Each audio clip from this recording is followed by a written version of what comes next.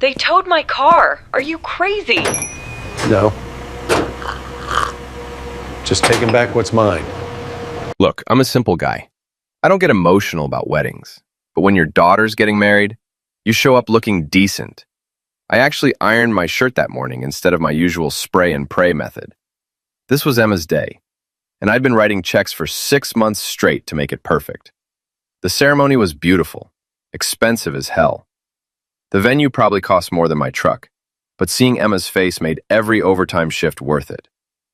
I smiled through endless photos, shook hands with people I'd never see again, and made small talk with Brian's college friends, who all looked like they worked at tech startups. Then we got to the reception, and everything went sideways. At the check-in table, this uptight woman handed out fancy gold-trimmed name badges to everyone ahead of me. When I stepped up, she slid a plain white badge across the table like she was dealing cards. No gold trim, just black text that said, "Limited access guest." Discriminate. It was a joke. Maybe Emma set up some prank, but nobody was laughing. "Is this a mistake?" I asked, holding it up. "That's your designation, sir," she said without looking up. My wife Susan leaned over and whispered, "That means no plate." Crimson. "What?" "No dinner. Limited access means ceremony and cocktail hour only." Let that sink in. I'm the father of the bride. I'd paid for this entire wedding, been bleeding money for months, and I don't get dinner. I get to watch everyone else eat the $70 salmon I personally financed while I scrounge for appetizers like a raccoon. I looked around the ballroom. Everyone was drinking champagne I'd paid for, heading to tables I'd reserved. Brian's family had those fancy gold badges. Then I spotted the gift table in the corner and saw my envelope. Inside was a check for $38,000. A year and a half of overtime, 3 canceled vacations, a delayed roof repair, and countless ramen dinners. Something snapped. Not angry flipping tables snapped, but clarity snapped. I walked to that gift table with nothing left to lose. The security lady gave me a look, but I just smiled and picked up my envelope. I held it high and announced cheerfully, "You know what? I don't think you'll be needing this anymore." The room didn't go silent like in movies, but conversations definitely stuttered. I saw Susan's face go from confused to horrified in seconds. Across the room, Emma's jaw dropped mid-selfie. "Come back," Susan hissed. "What are you doing?" But I was already heading for the exit, envelope under my arm like a football. Behind me, Emma's heels clicked frantically on marble. "Dad, wait!" Shortest. I didn't turn around. I pushed through those expensive doors and stepped into fresh air. Behind me, I could hear Emma's voice getting closer. Susan getting shriller. Half the wedding party wondering what happened. I got to my truck, tossed the envelope on the passenger seat, and started the engine. Emma was in my rearview mirror, beautiful in that expensive dress, makeup running from tears, one hand reaching out. But not today. Today I was taking something back, and it felt good. That night I couldn't sleep. Every time I closed my eyes, that badge flashed like a neon sign. Limited access guest. 3 words that summarized my entire relationship with my family. By sunrise, my phone was ground zero for a family crisis. Texts stacked up like pancakes. Missed calls that would make a telemarketer jealous. Voicemails I deleted without listening. Susan's text started around 7 a.m. "Can we talk? Don't make this a thing." Too late. It was a mistake. Right. A mistake that involved specifically changing my status. Think about Emma. This is eliminating her. Funny how she didn't think about me. Emma's messages hit that perfect bride in crisis note. "Don't embarrass me more than you already have." I embarrassed her? Everyone's asking what happened. Try the truth. This is supposed to be the happiest day of my life, and you ruined it. I ruined it by having standards. By noon, the texts escalated to calls. I ignored them all. Around 3 p.m., Susan texted, "Please come over. We need to clear the air."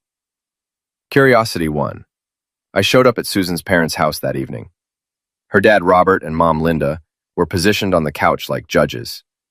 Susan started her prepared statement. What happened was an oversight, a terrible, unfortunate oversight. Linda jumped in. nodding vigorously. The wedding planner made so many mistakes. We filed a complaint. Robert cleared his throat importantly. These things happen at big events. Miscommunication.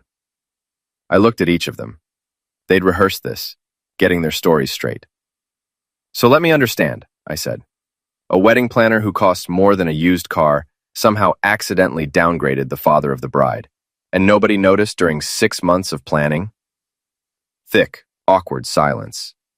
Susan switched to emotional appeal. Look, we know it looked bad.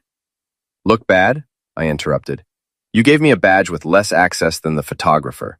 I paid for the venue, food, open bar, flowers, DJ, and I got treated like I was crashing.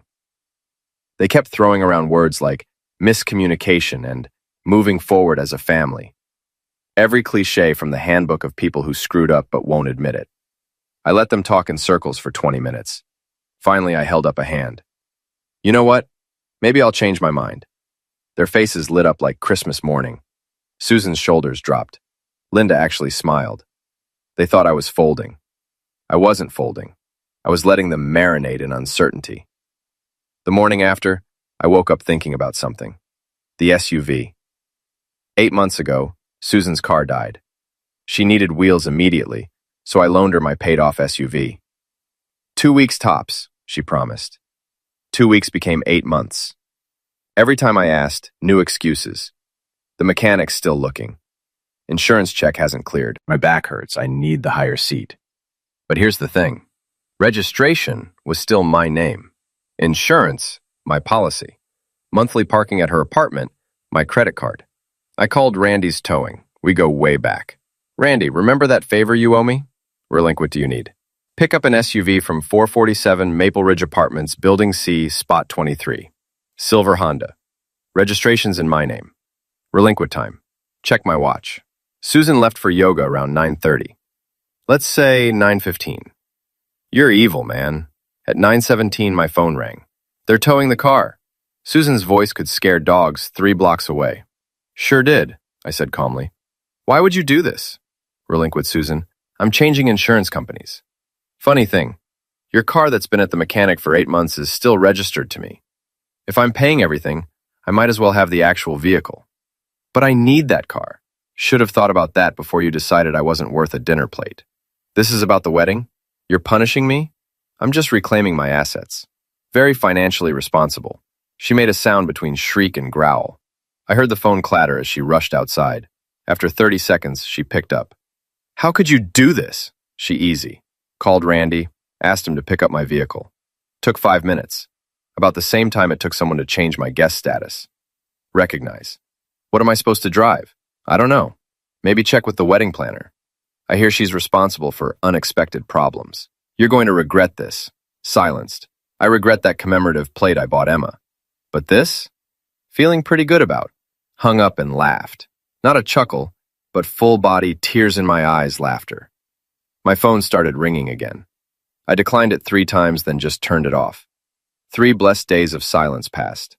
Then on day 4, my phone rang. Susan's parents' landline. We'd like you to come over again, Susan said carefully. To really talk this time. Does really talk mean something different from regular talking? Tightening. Please. We want to work this out. I showed up that afternoon, mentally preparing for round 2. They'd set up in the dining room this time, more formal. Robert at the head because of course. Emma was absent again, which told me everything. Thank you for coming, Robert started. We've had time to reflect on the situation. The situation? I repeated. That's one way to put it. We understand you felt disrespected, he said. Notice that word felt again. Susan jumped in. We know you're upset about the car too, but we're family. We make mistakes and forgive each other. Quick question. When does the forgiveness part kick in? I've been waiting for an actual apology. Silence. The uncomfortable kind. Robert cleared his throat. What would it take for you to reconsider your position? And there it was. Not to apologize, but to negotiate. You want to know what it would take? How about basic respect? How about acknowledging what happened wasn't a mistake, but a deliberate choice? It wasn't deliberate, Susan protested weakly. Really? That badge didn't appear from thin air. Someone went into a system and specifically changed my status. That's not an accident. That's a choice. Linda made a small sound. Robert's jaw tightened. So here's what I'm thinking, I continued. You want the honeymoon money? Fine. But it's not a gift anymore. It's a loan. 10 months repayment, 5% interest. I'll draw up paperwork. We'll do this like adults. Silence. Like I'd suggested we run naked through the mall. But it was a gift, Susan said quietly. That was before my limited access badge. Gifts are for people who value you. Loans are for people who need reminding money doesn't grow on trees. That seems harsh, Robert tried. What about family? Linda played her trump card. Family doesn't charge interest. Disregard, I said calmly. Family also doesn't hand out badges that say you're not important enough to eat with us. Family doesn't borrow cars for 8 months. So yeah, you're right about what family should do. Where was that energy at the wedding? More heavy silence. So that's it? Susan's voice cracked. You'll treat your daughter like a debtor? I'll treat her like an adult who made choices and gets to deal with consequences. I stood up. You want the money? It's available as a loan. 10 months, 5% interest. Show Emma and Brian. They can decide. I headed for the door. Oh, and delete me from the family group chat.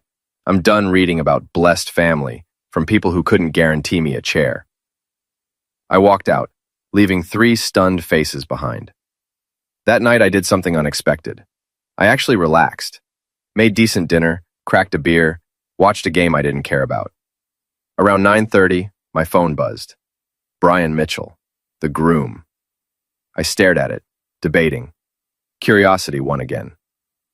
Mr. Reed, I hope it's okay I'm texting. I wanted to reach out personally. I've been hearing a lot about what happened, and you deserve an apology. A real one. What happened wasn't right, and I'm sorry.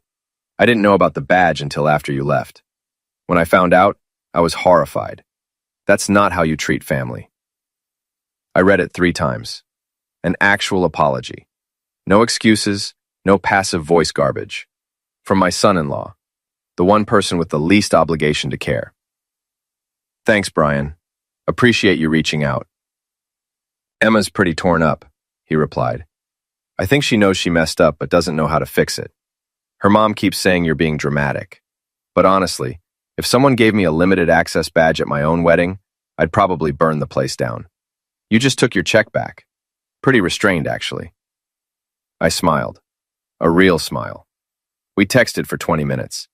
He told me about honeymoon planning, dealing with the reality that money they'd counted on was now contingent on paperwork. Emma's upset about the loan thing, he admitted. But I get it. My dad always said there's no such thing as free money. If we take it, we should pay it back. Are you going to take the loan? I asked. I want to. The terms are fair. Having something in writing feels better than taking money and hoping nobody gets mad later. But Emma's still processing. Her mom keeps saying family doesn't operate like a business. Take your time deciding, I typed. The money's not going anywhere. Well, except maybe toward my roof repair. Restrictions. For what it's worth, I think you're handling this better than most people would. You're just being clear about boundaries. That's healthy. Strings. Standing up for yourself wasn't toxic or dramatic. It was healthy. After we said goodnight, I sat with my phone. That small conversation did something I didn't expect. It reminded me decency still existed. Brian didn't have to reach out. He didn't owe me anything. But he texted anyway, apologized for something that wasn't his fault, treated me like a human being. That small act did more for me than all of Susan's excuses and Linda and Robert's non-apologies combined. It reminded me my expectations weren't too high. I was just asking for bare minimum consideration. I slept better that night than I had in months. Not because anything was resolved, but because one person said what happened was wrong, and you didn't deserve it. Sometimes that's all you need. A week later, I got a text from an unknown number. Hi, Mr. Reed. This is Nicole Chen. I'm Brian's cousin. We met at the wedding. I helped with the guest book. I hope you don't mind Brian giving me your number, but I have information I think you should know. Can I call? I plighted the message. Blue dress, guest book. Yeah, vaguely remembered her. One of the few people who'd smiled genuinely. Sure, I typed back. She called 10 seconds later. Mr. Reed, thank you for taking my call. I've been debating whether to reach out. I helped coordinate the seating chart and guest badges. I was basically the assistant's assistant. Okay, I said slowly. You were originally listed as VIP family, top tier, reserved seating at head table, full meal service. I saw it myself 3 months before the wedding. My hand tightened on the phone. Originally. Right. 3 days before the wedding, I got an email with changes. Your status changed from VIP family to limited access guest. I thought it was a mistake. Who downgrades the father of the bride? So I called to confirm. And who was the primary contact? Your wife, Susan. She confirmed the change was correct, said it was intentional. When I questioned it, she told me it's complicated family dynamics and not my concern. The room felt smaller. She changed it herself. Rejection. And there's more. After I updated your status, I sent confirmation to all primary decision makers. That included your wife and daughter. Standard procedure. Your daughter replied within an hour. She wrote, "Approved. Thanks for handling this. Just don't make a big deal about it with anyone else." My coffee threatened to come back up. Do you still have those emails? I do. I save everything for liability. I can forward them if you want proof. Shill, please. 2 minutes later, the emails arrived. 3 forwarded messages laying out the whole timeline. Original seating chart with my name at head table marked VIP. Susan's email requesting the change, cold and businesslike. And Emma's response. Approved. Thanks for handling this. Just don't make a big deal about it. Mailboxed. Don't make a big deal about it. I read that line 15 times. My daughter approved my demotion and asked the coordinator to keep it quiet. All that talk about being too busy and stressed whenever I'd asked about seating. It wasn't stress. It was avoidance. They knew what they'd done. Knew I'd have questions. Decided not to deal with it until too late. Except, they miscalculated.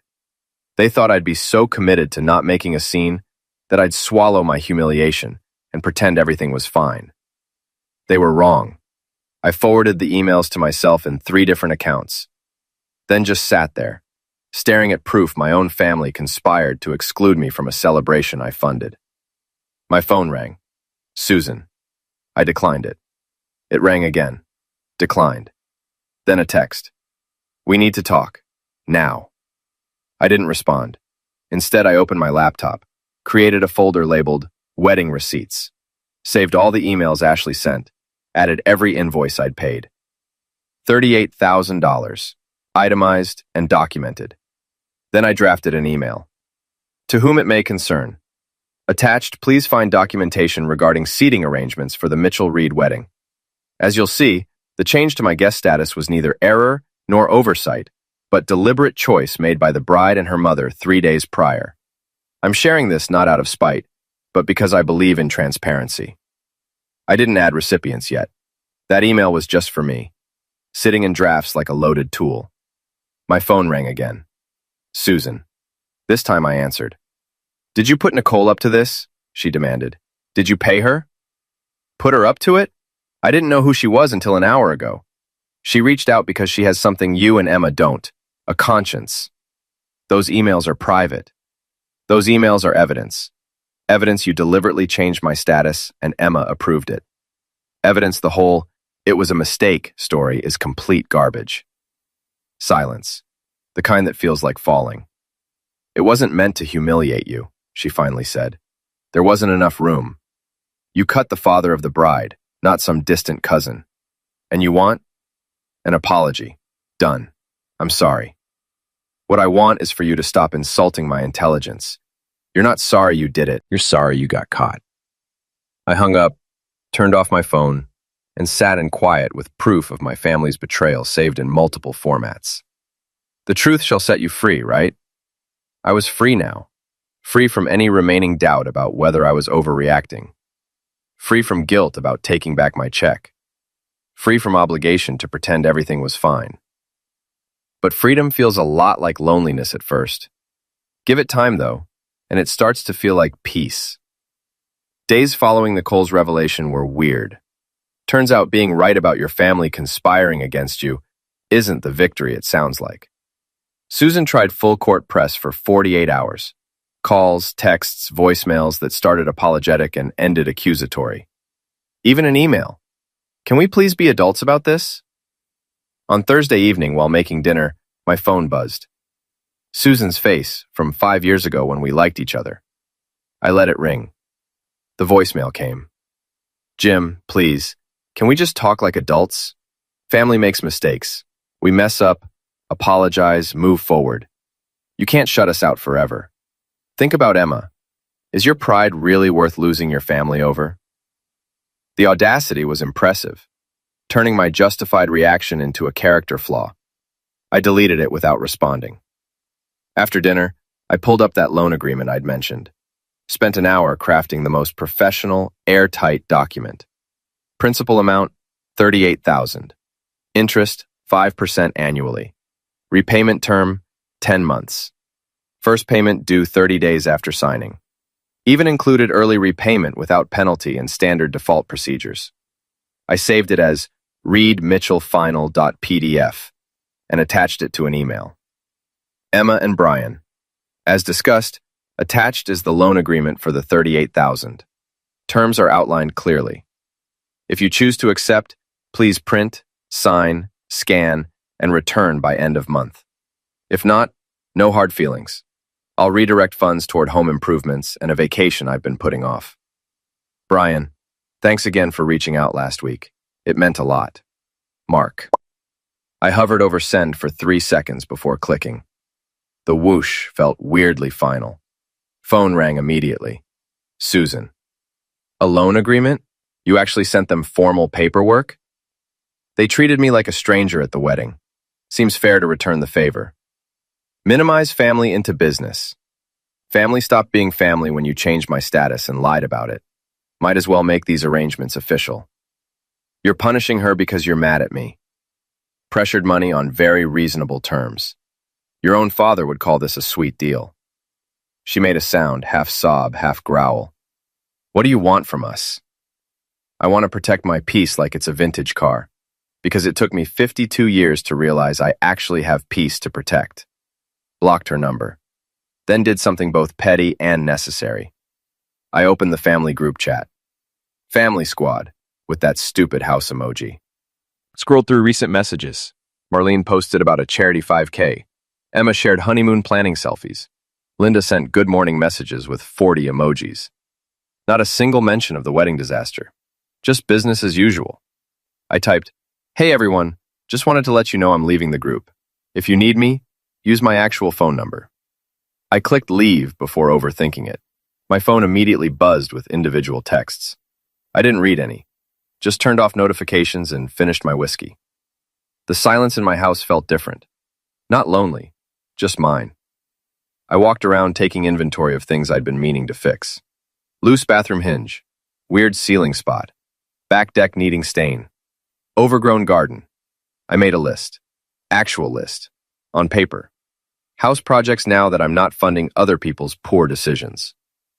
Sluggish deck staining went at top. Then converting spare bedroom into actual office instead of storage for everyone's junk. I looked at that list and felt excitement. Not about obligations, but something for me. My space, time, choices. Then I browsed vacation destinations. Not fancy resorts, just quiet places. Mountains, maybe. Small beach towns where nobody knew my name. Bookmarked 7 locations. Made notes about which allowed dogs. Because maybe I'd get a dog now. Somewhere across town, my family was probably having emergency meetings about my behavior. And here I was, researching dog-friendly cabins and planning to stain my deck. I went to bed with phone on silent, doors locked, conscience clear. Tomorrow I'd start on that deck. Maybe call about office renovation. Possibly look into therapy because Brian thought I needed it, and the kid might be right. But tonight, I enjoyed the calm, the absence of drama. Because family doesn't get unlimited chances just because they're family. Eventually, even the most patient person runs out, and I was completely out. 2 weeks passed. Most peaceful 14 days I'd experienced since before Emma was born. Stained the deck, got stain on favorite jeans, didn't regret it. Fixed bathroom hinge in 20 minutes. 2-year squeak solved with $3 part. Started clearing spare bedroom. Turned into archaeological dig of family's abandoned stuff. Susan's exercise equipment she used twice? Gone. Emma's high school boxes from 2019? Curb with free sign. Mother-in-law's Christmas decorations stored at my place? Returned via confused delivery service. Then my birthday came. 53. Not a milestone, just another year. I woke expecting something. Maybe guilt trip voicemail, passive-aggressive card, definitely some acknowledgement. Nothing. Complete radio silence. My phone displayed 0 notifications from family. I made coffee. Good coffee. Sat on newly stained deck watching sunrise. My neighbor Frank waved. "Deck looks good. Happy birthday, by the way. Doing anything special?" Misinformation. Genuinely surprised Frank remembered. My neighbor remembered. My family? Crickets. Just keeping it low-key. Maybe grab pizza. Around noon, mail came. Bills, junk, one envelope that looked like greeting card. From Susan. Generic pill store card, sunset photo, gold foil letters. Inside, "Mark, we miss you. Things got out of hand, and I know we haven't handled everything perfectly, but this silence isn't helping anyone. Your family has to mean something. We should talk. Call me. Love, Susan." I read it twice, looking for actual apology. Nope, just things got out of hand, like events happened spontaneously. Haven't handled everything perfectly. Understatement of century. This silence isn't helping anyone, meaning your boundaries are inconvenient. No, I'm sorry. No, we were wrong. No, you didn't deserve that. Most insulting part? No signature from Emma. Susan sent it on behalf of both without Emma contributing anything. I walked back to my house and dropped the card in my junk drawer, right on top of Susan's previous letter. 2 pieces of half apologies surrounded by literal garbage, because that's where they belonged. I grabbed my keys, drove to favorite pizza place. "Hey Mark, haven't seen you in a while. The usual?" "Shouldn't, Tony. It's my birthday. What's the most ridiculous pizza you can make?" He grinned that big grin. "Say no more. I got you." 20 minutes later, walked out with large pizza that was basically heart attack waiting to happen. Extra cheese, 4 meats, jalapenos, some garlic situation in the crust. Cost $40. Old me would have hesitated. New me didn't blink. Drove home, carried that pizza inside like holy grail. Set it on coffee table, grabbed good beer, settled onto couch. No plates, no napkins, just paper towels. No family judging my choices. Just me, Tony's pizza, whatever was on TV. Around third slice, phone rang. Unknown number. Let it go. Rang again. Again. Fourth call, answered. "Is this Mark Reed?" "Depends who's asking." "Shirts," she laughed. "I'm Rachel, Emma's college roommate. We met at graduation. I'm calling because I heard what happened at the wedding, and I just wanted to say good for you." I almost dropped my pizza. "What?" "Good for you. For walking out. For taking back your check. Emma called crying about how you're ruining everything. After she told me what actually happened, the badge thing, I told her she was lucky you only took back the check. My dad would have set something on fire." I laughed. A real laugh. We talked 15 minutes. Her telling stories about Emma, me explaining the saga. By the time we hung up, I had another voice confirming my boundaries weren't too rigid. I finished 5 slices, saved rest for breakfast, and pulled out a notebook. Leather-bound one Emma gave me for Father's Day 3 years ago I'd never used. At top I wrote, "What I will and won't accept from family." Started listing. Won't accept being treated as afterthought while being everyone's first priority. Won't accept exclusion disguised as complicated family dynamics. Won't accept half apologies blaming circumstances instead of acknowledging choices. Won't accept being someone's backup plan, emergency fund, emotional punching bag. Then the other column, what I would accept. Will accept genuine apologies acknowledging specific wrongs. Will accept relationships built on mutual respect, not obligation. Will accept that some people won't understand my boundaries, and that's okay. Finally, will protect my peace because it took years to rebuild, and I'm not letting anyone crash it again. Read through twice, added more items, closed notebook, set it on coffee table where I could see it daily. Reminder that boundaries aren't walls. Their gates. And I got to decide who had keys. Phone stayed quiet rest of night. Just beautiful, peaceful birthday silence. I raised my beer towards ceiling. To 53. To no longer being limited access guest in my own life. Best birthday I'd had in years.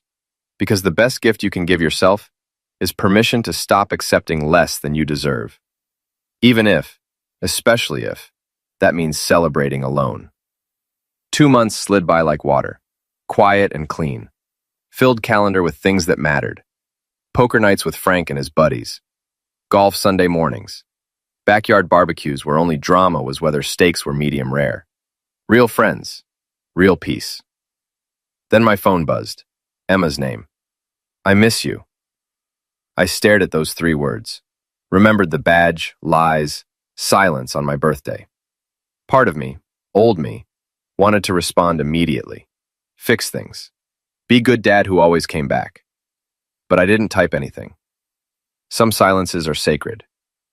That night I opened my notebook, reread my list. What I will and won't accept from family. Every boundary still felt right, necessary.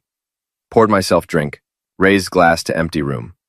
To me, no longer limited access guest. Because truth is, I didn't lose family that night at wedding. I just finally saw who was really behind the seating chart, and I reclaimed my own table.